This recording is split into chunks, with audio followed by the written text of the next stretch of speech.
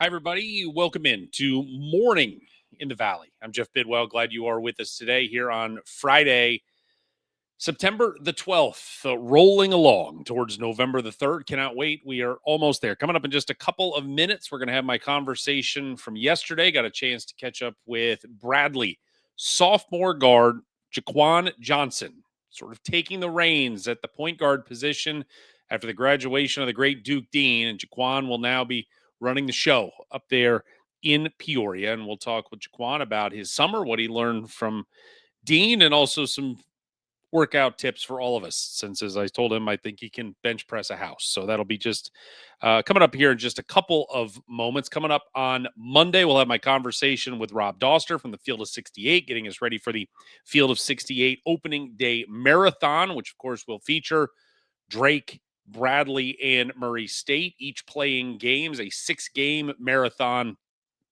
3 games in Sioux Falls, South Dakota, 3 more in Rock Hill, South Carolina. And so we'll talk with Rob about how we got there.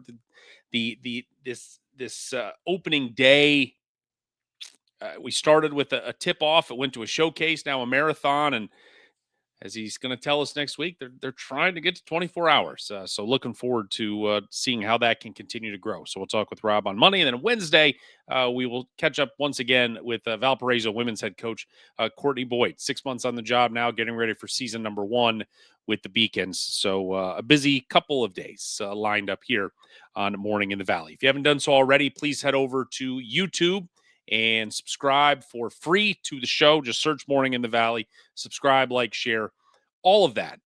Very, very important for us as we continue to grow, and very much appreciated.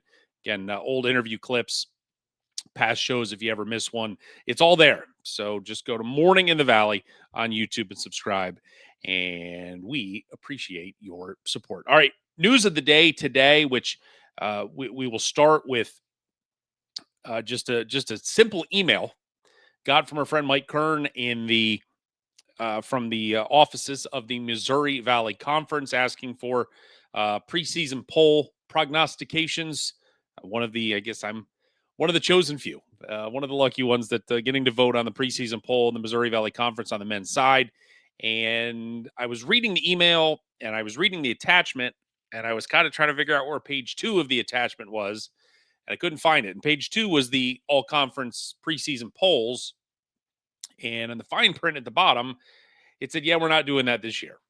There's going to be a preseason poll, but there will be no all conference preseason teams per se. Each team will have a watch list, but no, I don't remember if it was just a first team and a second team or just a first team, whatever. There's no teams this year. And it's fine. Like, it's fine. I mean, I think ultimately when it is just such an ever-loving crapshoot. I mean, I remember this exercise from last summer where it was like, who are these guys? And because each school, I think, put forth some nominees, and for you to look at, and it's like, I remember Paul Oren from the Victory Bell going, Belmont was pushing this Jonathan Pierre guy who averaged 2 points at Memphis or something. And it was like, who? And then you're like, yeah, he ends up being all conference. And no one in the world knew who, Bennett Sturts was at Drake. And yeah, ends up player of the year. I mean, it's just, there's too many unknowns. And it's kind of just it's just a fool's errand to go through it. Yeah. And as we talked about with the blue ribbon first team, like, I think you can get to a 5, pretty reasonably with returners. And just, the 5 that were in the blue ribbon, when you've got Walker and Kinzinger at Illinois State, and Campbell at Northern Iowa, and Lundblade at Belmont, and Stafford at SIU. Yeah, those are 5, and they're coming back. And yes, 100% we can round out a 5. But once you get past that, you're reaching, and you're guessing more than guessing than you normally would on a preseason poll. So there are no pearls to be clutched in this situation with the conference office. So those emails with the preseason polls are due next Friday, the 19th. So I would assume that following week, Monday, Tuesday, Wednesday, we should get the official preseason poll as voted on by the media.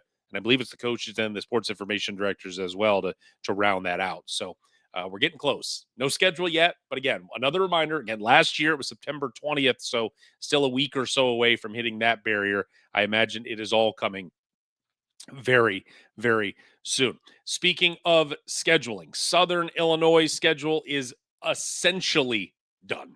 That is my word of the morning. Essentially, thanks in part to Little Rock, the Trojans releasing their schedule. And right there on November the 29th, they have a matchup in Carbondale against Southern Illinois. They'll be taking on, of course, Murray State, the back end of a home and home series in Murray in earlier November as well. But this was the last. This was the last game to get SIU to 11 non-conference games, and that is the matchup there with Little Rock. So when you look at SIU's schedule, and they have not officially announced the schedule yet, and I am going to go out on not too far of a limb and just presume they're hanging on as long as they can to try to get the matchups for the Jacksonville Classic MTE they'll be playing in November. But what they have in terms of it is a metrically, I think it's a pretty decent schedule. You only have 4 home games, which I know is disappointing, I'm sure, for Scott Nagy and for certainly for the Saluki faithful. But you sort of saw this coming as they were adding games throughout the summer. It was just like another road game and another road game and another road game, and some of them are back into home and homes, and it just felt like it was tilting a little bit in the wrong direction. But you've got one non-Division One game. The other 3 games that are at home. You have Kansas City, you have UT Martin. Those are quad 4 games. Little Rock's a sneaky one. I mean, it's a quad 3. They're, I think, like 130 or so, 140 in the Bart Torvik projections. They're going to be, I don't know if I've seen the projections yet out of the Ohio Valley Conference. They should be number 1 in the OVC. If not 1, they're 2. And so that's a sneaky, again, as we talk about these quad 3 games, especially at home, they are, if you win them, you don't get credit. Boy, if you lose them, you get hammered. So that's something to watch with that game. We have 2 neutral site games at the Jacksonville Classic with that as we talked about last week. This is just a kind of a hodgepodge of teams that couldn't get in to any other MTEs and couldn't find marriages that worked there, and so it's 10 teams in sort of a pool, and everybody's going to play 2 games. So there's no brackets. It's just you're going to get matched up. And so, for SIU standpoint, when you look at there's Abilene and there is UAB, Abilene Christian, UAB. Those 2 teams might, according to the Torvik projections, could be, they're kind of on that borderline of maybe they can get up to a quad 2 game and be a top 100 matchup in the net. Probably a quad 3, maybe. So you hope if you're going to get matched up with them, certainly hope. The other teams, there's not a whole lot of not a whole lot of optimism with those in terms of climbing into that quad 2. They're really Q3, Q4s: Delaware, Georgia Southern, Greensboro, UTEP, UT San Antonio, William and Mary, and Youngstown. So not a lot of great opportunities there in Jacksonville. But again, hoping you can get Abilene, hoping you can get UAB and have a chance. Then on the road, this is where this schedule really, it's got teeth. And this is really some good stuff. Quad 1, quad 2 opportunities. Going to Memphis, the quad 1, the quad 2s, going to Nevada, going to High Point, going to Richmond, and then a trip to North Dakota State as well, which right now projects out to be a Q3 game. So, look, you've got your games you should be able to win at home. Again, a sneaky one with Little Rock. You'd love a little more in the MTE, but you'll take what you can get there. But on the road, 4 right now, projecting Q1 and Q2 opportunities for Scott Nagy's bunch as they try to ascend their way back up the Missouri Valley Conference standings. Hey, we've got some Hall of Fame news to talk about. Murray State announcing yesterday their 2025 Hall of Fame class. And on the men's basketball side, the 2025 inductee will be Cuthbert Victor, played for Murray State from 2000 to 2004 out of the Virgin Islands. This was when I first got in my TV life, got to West Kentucky covering Murray State in 2002. Cuffy, as he was affectionately known, was just part of the NCAA tournament team in '02. with Sylvester Anderson as coach, got there again in 2004 in McCronen's first year. He was the definition of the undersized big. Cuffy was 6'5", maybe on his best day, and his wingspan, I think, was like 8 feet. He had arms that just went forever. And that is why at 6'5", he is still to this day Murray State's all-time leader in block shots, 160 block shots, because he those arms would just go forever.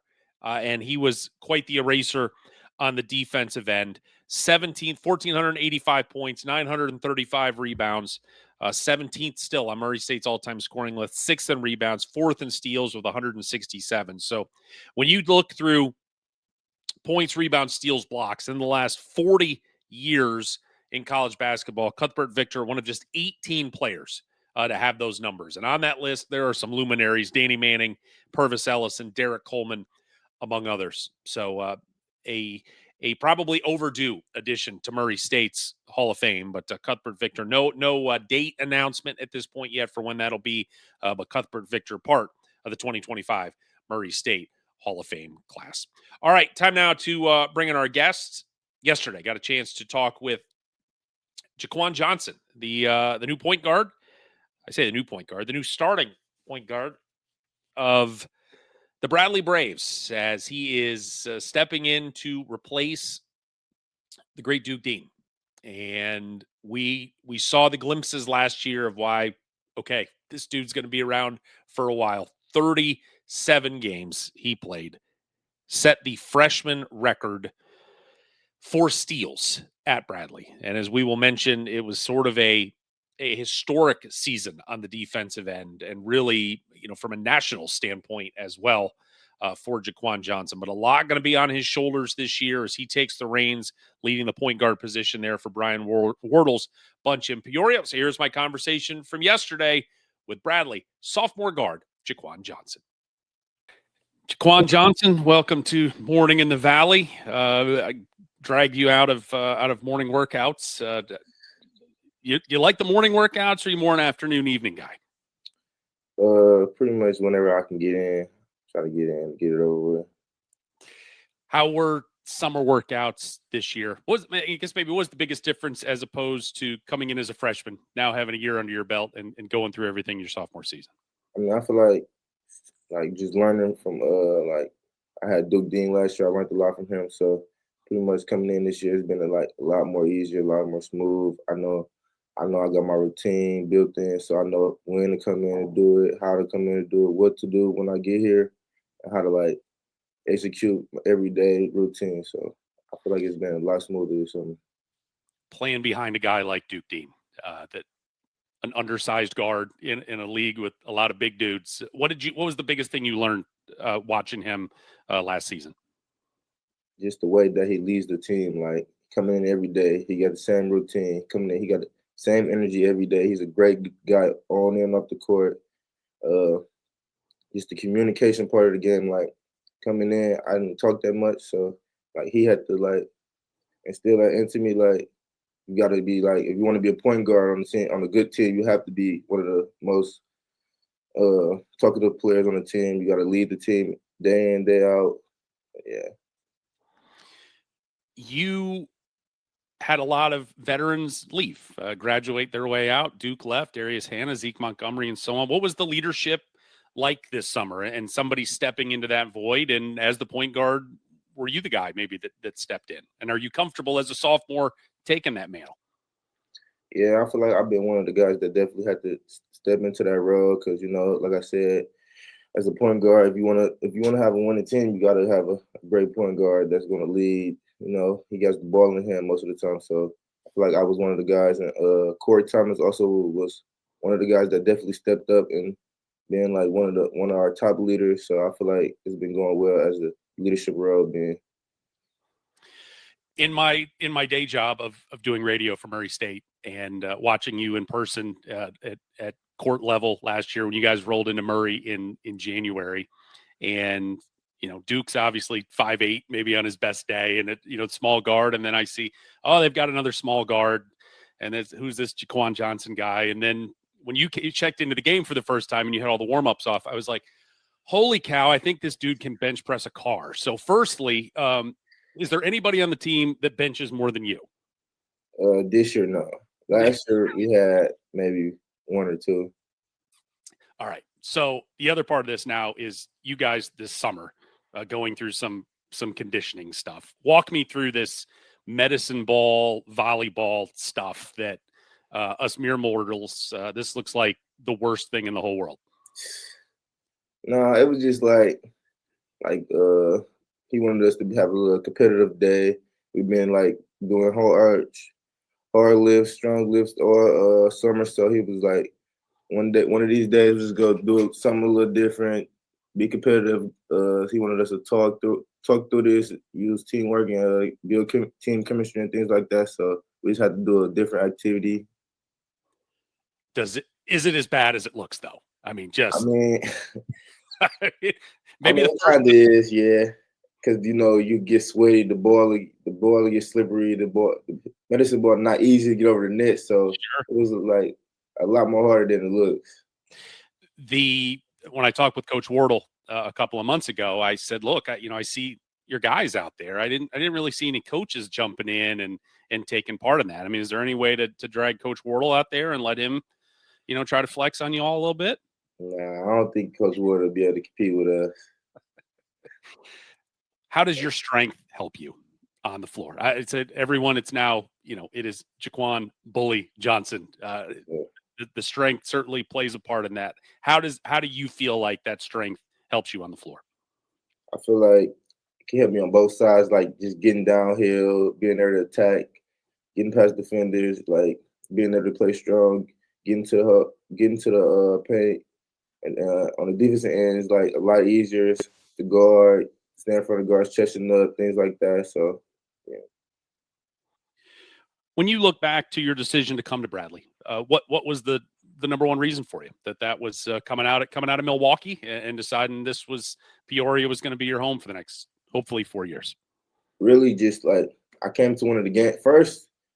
We had Coach Foster. He's like one of the guys I knew for a couple years. Like he's from Milwaukee, things like that. So I've been communicating with him a lot, and like he just showed me like the dedication he had, like coming down to my high school and like things like that, checking on my grades, or things like that, coming to games. And then also, we got like the Milwaukee connection here, so I talked with them too. They told me like it's like family here. They'll love you here, things like that. And I came to a game. It was great. Never knew like never knew anything about Peoria and things like that. Came here. It was great. Fans was great. Came to went to Carver for the first time. I loved the arena. The environment was great. Energy was great. And I was like, yeah, I could just see myself playing in this arena one day. Darius Hannah, Demarion Birch from Milwaukee. Were those guys you knew growing up, or at least knew of growing up before you got to campus? I really like didn't have like a connection with them, but like Marky's not like if you play basketball, like you go know somebody. So I knew of both of them, but like I really ain't like talk to them. So it's at least nice to see some familiar faces, yeah. at least that know the stomping grounds when you come down on your visit. You talked about the assistant coaches, a lot of turnover on the on the coaching staff this year. A lot of guys have moved on. You've got Brian Jones, Bobby Suarez, Alan Hansen that have come in to join you guys this summer. What has that been like just for, obviously a lot of new faces on the roster, but also the coaching staff as well, that everybody's kind of learning together how to do the things the way Coach Wardle wants them done? I mean, I feel like the first couple weeks they was learning, but like honestly, Coach Wood is a good guy. He made sure that they was prepared for everything. I feel like they picked it up easily. We got a great experienced new coaching staff, so I feel like they've been doing pretty well. When you look back at last season, what do you think was the best part of your experience, and maybe did it go the way you thought it was going to go, and your impact on the team coming in as a freshman? Honestly, not really. I just wanted to know. I knew we had an experienced guard, so I knew I wanted to come in and learn a lot from Duke Dean. So I came in and learned a lot. The coaches told me I had a possibility to get playing time, just keep grinding. So that's what I did, and it all worked out. 57 steals last year, a freshman record at Bradley. I went back and looked, and you were the only player in the country in the last 7 years to have at least 57 steals in a season without starting a game. I mean, you were just such a defensive dynamo coming off the bench. Where does that instinct come from on the defensive side where you've just got a nose for the basketball? Really high school, because high school was like, if I get quick 2, 3 steals, that's quick 6 to 8 points, things like that. You know, it just like leads to offense. So like all through high school is like learning how to use your hands, learning when to reach and when not to reach and things like that. So yeah, I feel like it came from high school. Was the adjustment easier maybe than you thought, going playing defense at least from the high school to the college level, that you're like, man, I'm still I was picking pockets in high school, that's one thing, but to come up and do it in the Missouri Valley Conference as much as you did that catch you off guard a little bit? Uh, it was kind of like, because when I first got here, it was like coaches had to tell me kind of like stop reaching sometimes. So Right. it was a little different because it's like it's not as easy like as it was in high school. Like you got to get it in different ways, like off the ball, kind of a lot more than it was like in high school. I can get it a lot on the ball, but I got a couple times this like last season. But like it came, majority of the steals came from off the ball, so I had to learn like it's gonna be a lot more skilled players, so it's gonna be a little harder for you to get on ball. So just know when to try to go gamble and get the steal and when not to. You are number 22. Any significance to that, or did coach just say, hey, here's your number? No, I just wear it in high school all 4 years, so I was like, might as well stick to it. It's worked out so far pretty well. What was your season ended in March? I guess to go back to March, how much of, man, you freshman year, you make it to Sunday in St. Louis, you got a chance to get to the NCAA tournament, you come up just short against a really good Drake team. How much of a chip has that put on your shoulder of being so close? And how much of a conversation has that been amongst you and your teammates throughout the spring and summer of not only do we got to get back to Sunday, but we've got to cut the nets down? I mean, I feel like we like every day we know what we're here for. I mean, we talk about it almost every chance we get, every workout in the beginning and at the end of every workout in the locker room. We just chat about it. You know, we know where we want to go. So I feel like guys are really putting in the work to get there. And, knowing that that's the amount of games you have to win, and like how close we got last year. The returning guys are definitely like, you know, we just got to do it. They try to bring in newcomers with us. So, and I feel like we got a great group of newcomers that understand where we're trying to get, and I feel like we definitely been putting in the work to get there. What was your number one thing on your board when we last saw you after the NIT ended in March? Of okay, I've got 8 months to get better at this. What did you want to improve upon the most this summer in the off season? Really just like anything shooting wise, free throws, off the dribble threes, things like that. And then, like I said, like being the leadership role, bringing guys with you, making guys better, and decision making. Coach had you sat you down. I guess he's going through player by player, going through some video with this stuff. And the thing that jumped out was he's like, look, we want to play. We want to keep playing with more pace. And maybe Yes. sometimes last year you didn't have the foot on the gas as much. How can you make that happen for him to make him happy and play at a pace that you're still comfortable with, even though he wants it a little bit faster? Honestly, I feel like it's just more of like being in shape and things like that. I've been doing like a lot of more running, like so I could, because I know I'm gonna play a little more minutes this year, so I know I gotta get in more condition than I was last year. So I feel like just being in a little bit more shape, and that'll get me where I need to be. Do you have a favorite road game in the Valley? I mean, you're 1 year through, and was there anybody for any reason, the arena, the city, whatever it may have been, any road trip in the conference that you're looking forward to making again this year? I feel like I had to say I want to play good. I want to beat Drake Sure. just for just like last year and things like that. And then I like to play in and build my gym. I like to build my gym. All right. Well, everybody's going to get a chance to see everybody this year. You guys in the non-conference, you're going to San Francisco. You're going to go play St. Bonaventure in the Field of 68 opening day deal. You're going to Orlando. Any Looking at the schedule, what you've got, is there any game that maybe you have circled of like, I'm looking forward to going and playing that game? For sure, the Washington State game. I Okay. feel like we came in and took a tough loss that year, so I'm definitely looking forward to that game. And you'll get them in your gym, which is Yeah. also very nice. Lastly, I guess the bulletin board material, you guys have been, of course, you've been there just 1 year, but Bradley always in that tippy top tier, seemingly in the conference standings the last couple of years, and the blue ribbon yearbook put you guys 5th. Any conversation in the locker room amongst you guys about being 5th in the first real preseason poll we've seen?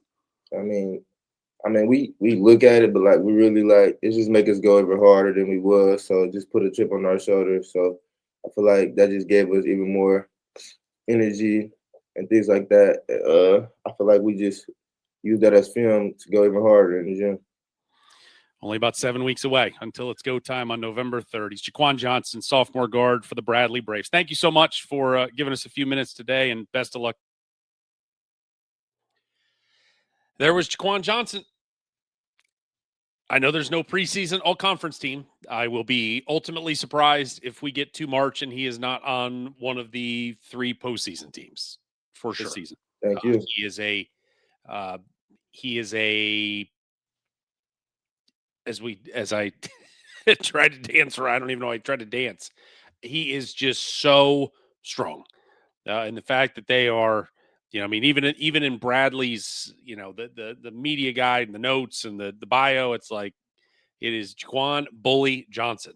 They are embracing the bully part of it, and whether he is able on the defensive end to just man go after people and be physical with them, or on the offensive end and just being able to play through people and get to the rim.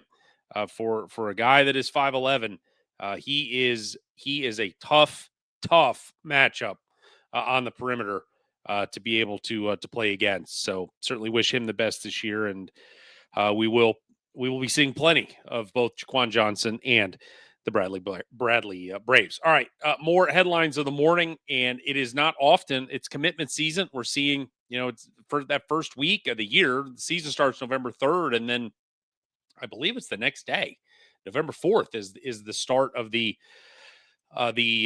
November signing period, where you start getting the 2026 commitments on board. At Valparaiso, head coach Courtney Boyd on the women's side, they got a 2027 commitment on the board. Jocelyn James out of Sterling, Illinois, tweeted out the other night, quote, "When you know, you know." So Jocelyn James is coming to Valpo, a 2027. So she's just in her junior year of high school. Was offered by Coach Boyd and her staff back on July the 22nd. And from what I was able to find, there wasn't, I didn't find any other Division I offers. I think it's the first one. But obviously, Coach Boyd made enough of an impression, and Jocelyn James saw enough that she's like, yeah, that's where I want to be. So 5'5" point guard out of Sterling, Illinois, and she will be a beacon. We're going to have to wait a little while before she gets there, but she has committed to Valparaiso. More schedule news. There's going to be a time we're going to be done with schedule news. That time is not today. UIC releasing theirs on the women's side as well. And 6 home games. Fantastic. 6 home games, 2 neutrals, 3 roadies. And this one sets up very nicely for UIC to get to January into Valley play. And you're going to look up and you're going to be like, wow, they're sitting with a record that will catch your eye. I think that is where this has set up. Six home games. When you look at the board right now, they have, and this is past results do not indicate future performance, but when you look at last year's net and what they have on the schedule this year, they have 2 quad 1 games, they have 2 quad 3 games, and then 7 quad 4s. So 9 of your 11 in the Q1 or Q4 department. That is huge for Ashleen Bracey and her staff at UIC. Home games with Robert Morris, Northern Illinois, Loyola, Austin P. The quad 3 games, you get DePaul to come across town. Then you get Wisconsin to come down. And Wisconsin, as a home game, it's going to be hard to get into that quad 2 range, but you get a Big Ten team in your building. We've seen LSU went up there, I believe it was last year. Teams are willing to go to Chicago and play, and so it's a great opportunity to get a Power 4 win at home, and they'll have that chance. They're going to go play in an MTE at Iona, where they will be the best team, just from a metric standpoint, looking through last year's prism. But they'll play Maine in the opener, and then either Iona or St. Francis. Those are all quad 4 games, and then on the road, they go to Indiana, to Ball State. Those would have been quad 1 games a year ago. And then they'll go to Athens, Ohio, and play the mighty Ohio Bobcats. You just don't walk into the Convocation Center and think you're getting out of there with a win. But that should be a quad 4 victory for hopefully for UIC there too as well. So the schedule, it is lined up for them to be taken seriously when we get to January. And maybe not as much taken seriously, but more of they're not sneaking up on anybody. They were, last year it was the top 6 and the bottom 6, and they were kind of in that purgatory in the middle of are they in the top 6? Are they in the bottom? Because they beat the 2 co-champions, Murray State and Missouri State. They both went to Chicago and got beat last year. So UIC, one of those teams that I think people may sleep on a little bit, but they've got an opportunity to really set themselves up going into Valley play. And then once we get there, certainly be able to try to make a run toward the top of the Valley standings. And one more piece of news from the coaching staff department today. It is Molly Williams has been hired as an assistant coach for Coach Mark Mitchell over at Indiana State. Played collegiately at the University of Washington, went overseas, played 5 years over there. Most recently, she was an assistant at Claremont Mudd Scripps. It's a Division III school out in California, but she has rolled into Terre Haute to join Coach Mitchell's staff there at Indiana State and try to get that Sycamore program jump-started and rolling again. All right. That does it for this Friday edition of Morning in the Valley. Glad you have been with us today. Thanks to Jaquan Johnson, the Bradley sophomore guard, for being with us. Again, Monday, we will hear from Rob Doster from the Field of 68. Our conversation from earlier this week. We'll talk about the opening day marathon this year in both Sioux Falls, South Dakota, and Rock Hill, South Carolina. And then on Wednesday, we will speak with Courtney Boyd, Valparaiso women's head coach as well. She will make her triumphant return to Morning in the Valley. If you haven't done so, if you're not watching us on YouTube, just swing over to YouTube and give us a follow and share it, like it, subscribe to it for free, all that good stuff. And it will be greatly, greatly, greatly appreciated as we continue to grow this little program. So thanks to you for being with us today. Hope everybody has a wonderful weekend, and we will see you on Monday morning, as always, 9 a.m. Wherever you're watching us right now, we'll be there Monday, 9 a.m. right here on Morning in the Valley.